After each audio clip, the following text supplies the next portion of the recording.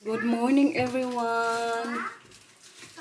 Prepare tayo ngayon ng kanin guys. Kasi alam nyo, magkita na naman po kami ni Inday.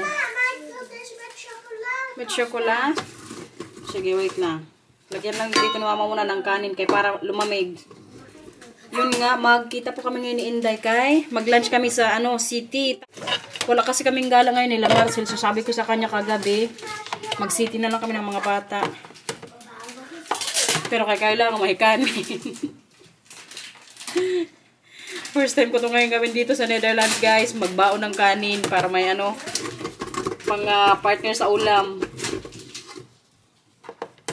Damihan ko na kayo. For sure masarap mamaya doon yung isda. Kasi yun po din yung favorite naming isda nila Matthew. Yung dorado ata yun. Basta makita nyo na naman mamayang Inday guys. Alam nyo, nagsayang ako kanina, mga 7:30 ata, kaya hindi na po ako nakapag-edit ng vlog for today. Kaya wala nang time, kaya pasensya na guys, absent na naman today. Pero bukas bawi po ako, may vlog ako tomorrow. Dito na kami sa city guys. Buti na lang kayo natin kami ni Marcel, medyo ambon kasi. Naka na. Saan si Bircha? Ah, iniwan mo sa bahay? Tsura mo manang. Sige na, upo na. Kailangan kasi may payong kay baka mamaya mag-ulan habang maglakad kami papunta sa kakainan namin nila Inday. Wag na magsakay Mila sa karetsa kay dito lang dyan sa Tante Garnet sa May Laplas. Babay na kay Papa Paura. Look! Nagpayong na tong dalawa guys. Kuma, punta tayo doon sa Papa. Kaya andun si Tante Garnet.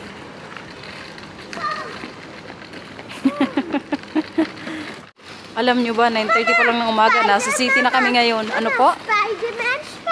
Yeah, Spider-Man yung mo pa yung... Po. Yeah. Hey! Alles is blauw! Grabe ang energy ng mga bata talaga pag nasa labas kami. Alles is blauw! Mama, po. alles is blauw. Opo, blauw. Wala pa ngang masyadong katao-tao dito, oh.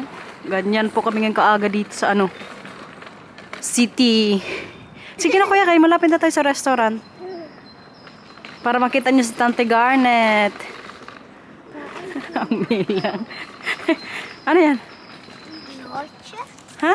Ihotje. Ito. Kacha. Mom! Po. Die. Opo, parehas ang kulay. Blauw. Yeah. Happy yarn? Kijk, alles is blauw. Hindi talaga nakakasawang mukha nitong babae. Ikaw pala yan, Day. May cook na pala, Day. Hindi ko na malayan yun. Inday is here. Oh, bata, naglaro ka agad. Oh. Poktok pa rin, Day. Misty pa rin sa labas. Sakto lang. Pero may payong siya? Nagka ka pa yung? Oh, syempre. Kaya baka maulan. Wala mo doon lang. Natan. Magulan mamaya. Mga hapon pa naman. Mga alauna ata. Alas 5. Sige, kay si Kuya Kiman. Kacha. Play kayo dyan, Kuya. Ba't tayo matanggalin sapatos ni Natan, Day? Dali na, tanggalin natin ang shoes mo, be. Mila! Yan talaga yung gusto ng mga bata lagi sa labas. Makapaglaro sila. Mga nanay din. Makakain tayo mamaya. Alas 5 pa. Kagabi kasi pag-check sa weather, mga alas 12 na magulan eh. Ano kasi magpunta mami sa restaurant to? Ikaw, wala mong pakialam. Nag-order. Ha? Sabihin mo lang. Kung ano, alas 11. Para medyo lunchtime din sa mga bata. Nag-order pala ako ng tsaka guys. Kaya makahiya dito pag hindi mag-order. Pagpasok namin kanina, nagtinginan yung mga staff doon. Kala siguro magtambay lang kami nila Matthew sa Camila. Kahit wala ng pera, order na lang. Huwag magtulak. Huwag magtulak. Sama yung style, okay? Order ko pala lemon na may ginger. Sa bahay din kanina nagtsaa ako dito. Tsaa ulit.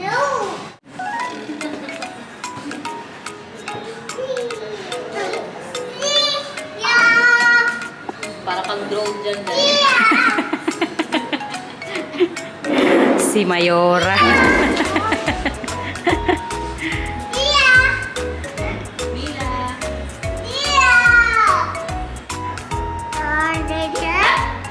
Kacha. Na si Mila muna. Antayin mo si Mila matapos. Po. Kuya, tulungan mo muna si Mila, kuya. Kuya. Matthew, tulungan mo muna si Mila makaakyat. Thank you. Thank you. Thank you. Tulungan mo, kuya. Yes. Kaya mo yan, nak. Ibaba mo muna yung mga kunophobe. Ibaba mo yan. Hotcha. Nakita niya ang ang flower doon. Here's Mila, okay? Ako na magtulong. Hindi mabuhat si Mila. Hey, here's Mila. Here's Mila, huwag mag-awak ng ganyan. Pasimple ka lang. Hoy, nandito ang mother-in-law mo, ha? Umayos ka. Yeah. Andyan si Mila, oh. Mag-lunch na kami ngayon, Inday. Doon sa may isdaan. Ayaw mo kumain? Na, good luck na lang mamay, magutom ka. Pero may mga fruits din ako mamaya para kalamansi pag hindi sila doon kumain ng lunch. Maar ik ben geen paora. Ano po? Ik ben geen paora. Ayaw mo ng paura. Bakit? Maar ik ben Spider-Man. Ah, si Spider-Man ikaw. Dus ik ben geen paora. Nou, siya. Kumami lang. Oh. Walang ulan na, hindi mo na kailangan payungan si kuya. Kuma. Dalian nyo kay kalahin na ni Tante Garnet. Maiwan tayo. Ang Inday, oh. Kaya pa, Day? Very comfy. Gutom ka na, hindi pa? Tama lang. Grabe ng buhay nanay, guys, oh. Pinagkasya na lang silang dalawa kaya napagod ng maglakad. Ang plano nga sana today, ang Matthew hindi magsama. Kaso kay sabi ko kanina sa kanya nga hindi siya mag-TV or mag-iPad sa bahay. Magsama na lang daw siya. Adik na kasi ito sa iPad eh. Ay! Kausap ko yung mga kausap mo, Day. Grabe ang buhay ko dito, guys. Kaya mo yun. Pinasok Pag nasa panindigan ko na to, Day. Ayan, may nakita ng lamaw. Kaya hindi ko rin sila pinagsapatos kasi nga yan din po yung purpose kaya ko sila pinagano or nagbutas na lang. Kutsa, punta na kay Tante Garnet, kaya nandun na si Tante Garnet. Dalawa kayo dyan, okay? Nagkanya-kanyang buhay ng mga bata dito. Kaya nag-order naman kami. Patuski. Ano sabi mo, Day? Patuski. Ayan ang ito natin. Luto na? O yan, may lemon. Tingnan nyo naman for the first time. Nagdala ng kanin sa restaurant. Sana pala, inubos ko kanina yung kanin na niluto ko sa bahay ba. Parang akin lang tong kanin, Day eh.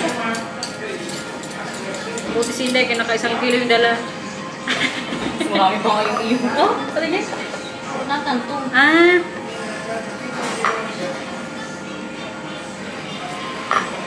Kain guys, ang ulam oh. Tag-8 euros siya kung sa atin mga 400 plus. Isang isda lang yan. Itong dalaw busy na oh. Pinanood ko muna kaya parang focus sa pagkain. Nak, may kukumas Tante Garnet kung gusto nyo na.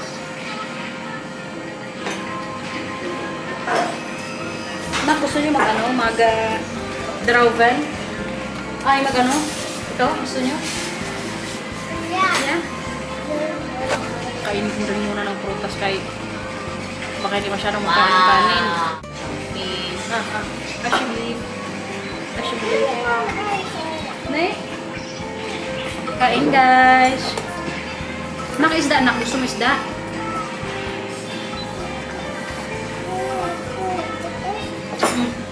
May isa to. Tama na yan. Kanin. Magkain na tayo. Kanin. Kain. Nagusto na ganyan milang isda. Okay ba na? Kuya, isda kuya. Buti na lang, kaya dito rin kami nakaupo sa patago. Tsaka hindi masyadong madaming kauday. Tinatago ko ang kanin ko. Bakit? Bakit ang Siyempre, ikaw na mahiya. Malaki di ba tayo? 8 euros Pwede na sa 8 euros, ah? Tapos break ko na. Hindi pa magbaho ang bahay mo. Po. kip. Isda yan, hindi kip. Sabaw? Hindi yan sabaw. Hindi yan sabaw. Ang niya. In fairness, masarap siya guys. Saka masarap yung ano nilalagay nila na parang asin-asin. May herbs po siya. O kuya. Kuya isda.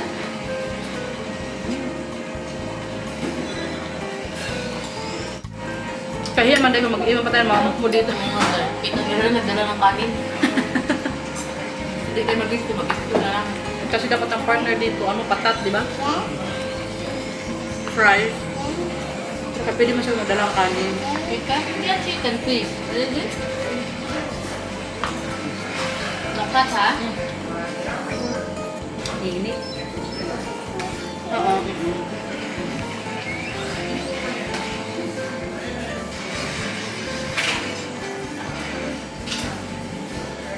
Kuya, kaisda pa kuya.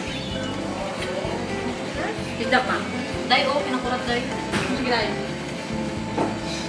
Here, rice, oh. Pag isda talaga, kain talaga itong dalawang ito. Kanin muna, kanin. Kunti lang kanin.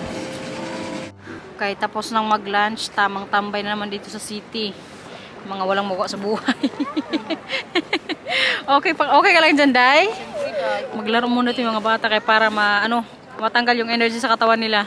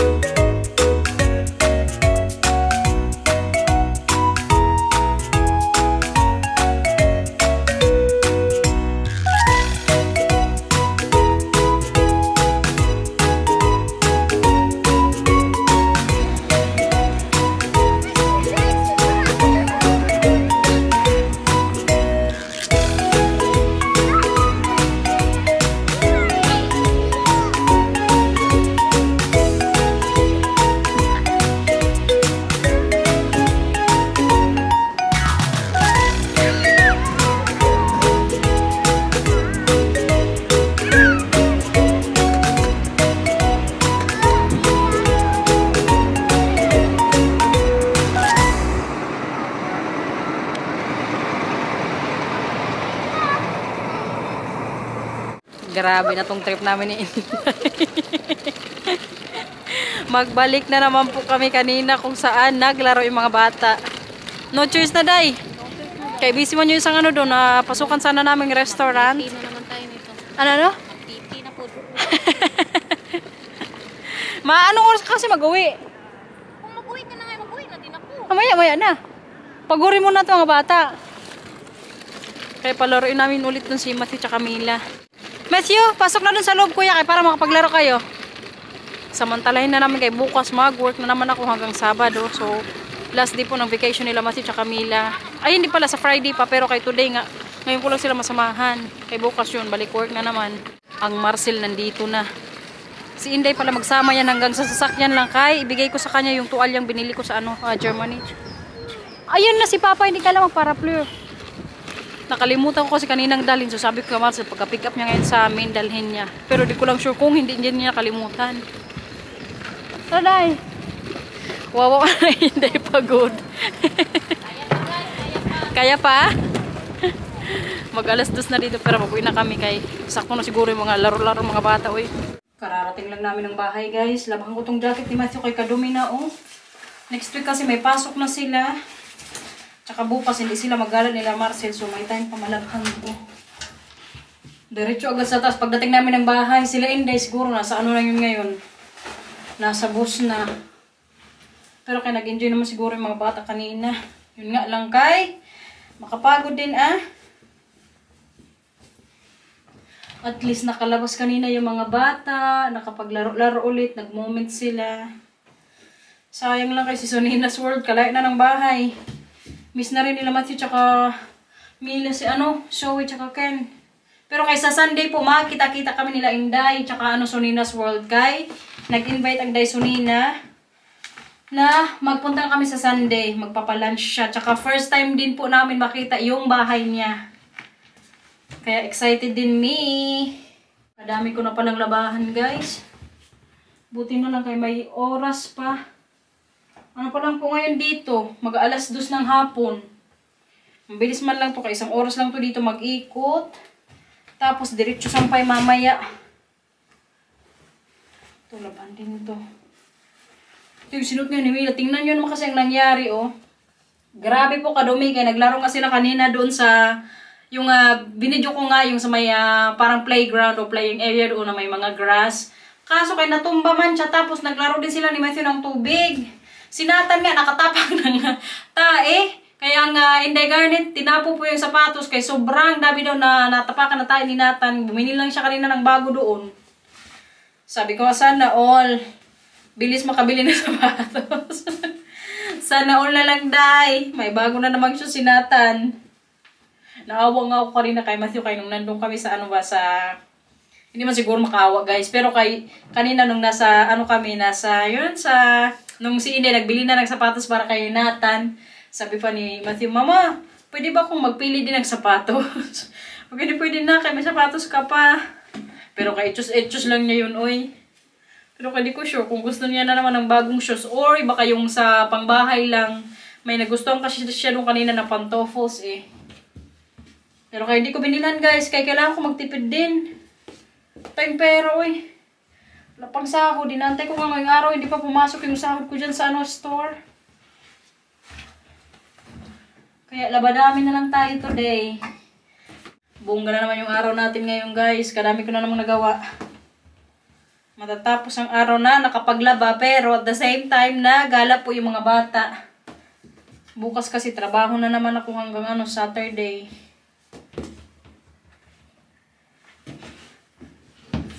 Maya din siguro mag-ano ako ng dino namin, mag-prepare. Magdalawang salang siguro na lang ako ngayon. Ito kasi mga damit nila Mila. Hindi ko to isabay. Update pala kala nanay guys. May nagtanong kasi kumusta daw sila nanay. Okay lang po sila. Si tatay pala, chinek up nung isang araw ata. February 17. Yung ano sa kanya, laboratory, yung result, same pa rin po tulad ng dati.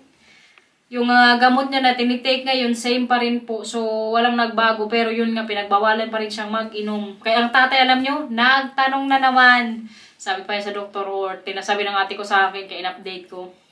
Nagtanong daw si tatay kung pwede siyang mag-inom kahit isang bote lang ng Red Horse or beer sa isang araw.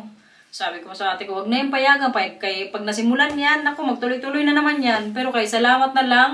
Kasi yung sa result niya, yun din ang sabi ng doktor na hindi na talaga siya pwede mag-inom ng ano, kahit anong alcohol man, beer man, or kahit kunting-kunting alcohol lang sa inumin, bawal talaga, kahit baka magsuka siya.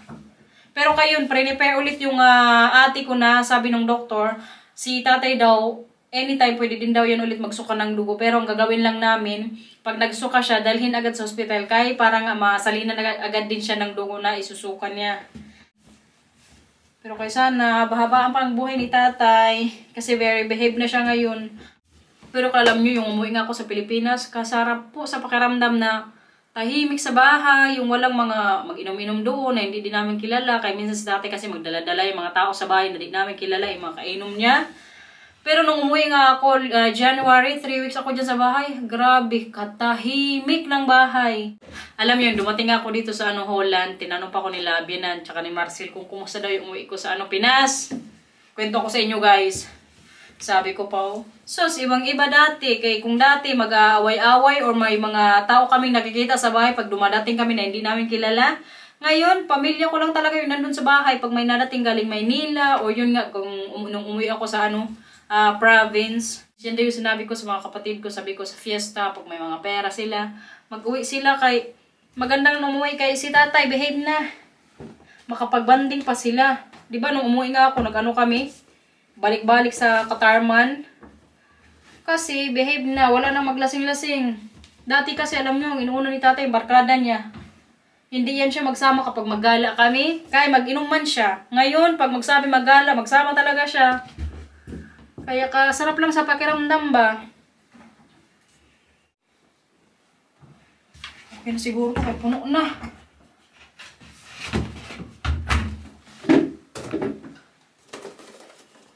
Ikot na naman. Matapos nung mamaya, mga ano siguro, alas 3. Sakto lang yan.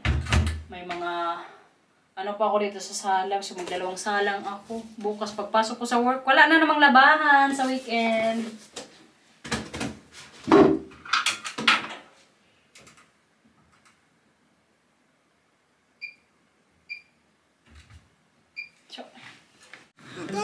Tapos din mag-dinner everyone. Ngayon, mag-snack na naman kami ng dingdong tsaka Nova. Dingdong. Adik din to kasi si Mila tsaka Matthew sa anong dingdong na to. Dingdong. Upo ka dito kuya. Huwag ka dyan kapainit dyan. Paura? Tsura manang oh. Hindi ito natulog guys. Knockout ka mamaya. Lag ka? Ka. Alsjeblieft. What did you say? I said, welcome. Pag naubos na mag-novan man tayo, okay? Very good kasi sila sa dinner, guys. Kaya may pa-extra ko sa kanila na pa-ano, dingdong.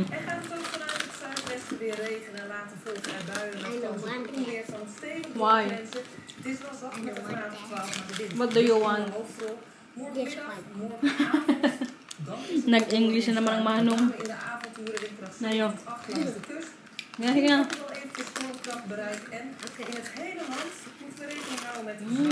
Naka. Nag-wrestling na dito. Maar ga hem op mijn rug als je wilt. Masyado pa ako ingat kay kuya, ha? Okay na yan. Gusto ni Matthew na i-wrestling siya ni Mila.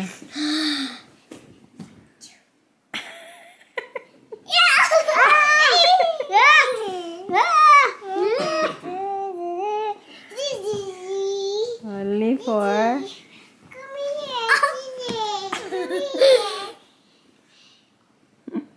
Pugi talaga ng kuya ni Mila. Kuya, Mila, huwag sipain si kuya. Dat doet geen pijn. Hindi masakit? Nainitan to guys, kaya namumula yung pisngi. Ganito kasi yung tsura nito pag nainitan eh. Mainit kuya? Na, huwag na sipa. Tama na. Oké, ik ga weer verder op het iPad. Naar boven toe. Yeah, akit na sa taas kuya. Na-late na naman kami umakyat ngayon sa taas. Hindi na yun ang oras na oh. Alas 8 po ng gabi dito. Kay bakasyon pa kasi sila Matthew. So late na kami naakyat sa taas. Pag weekend, kahit weekdays or pag may pasok sila Monday to Friday, mag-akyat kami yan sa taas alas 7. Pero pag mag-weekend naman, sa Saturday, late na namin sila inakyat. Kayo na weekend man, so okay lang malit silang matulog. Tara na, akyat na sa taas kay alas 8 na, mag alas 9 na. No, come on, Aksi. Ga naar boven. So, matutulog na itong dalawa. Yung Matthew, ayaw nga ni Mila magpakis. Huwag mo nang anuhin. Huwag mo nang takutin. Magbabayad sa vlog. End na natin ang vlog.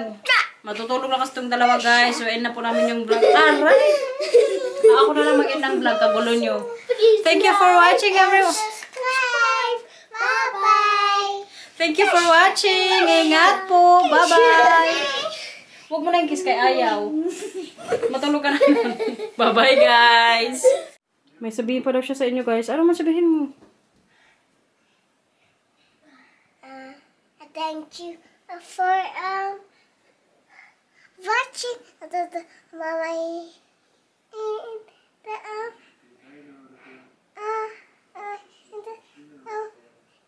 Ano? Hindi, nagbabay na si Papa kayo. Please like and subscribe. Bye-bye. Ingat po. Bye-bye.